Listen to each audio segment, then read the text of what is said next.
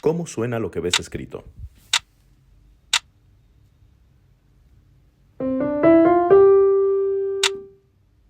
¿Qué hay de este?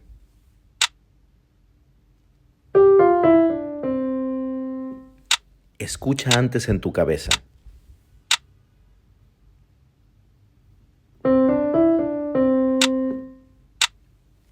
Esta es más sencilla.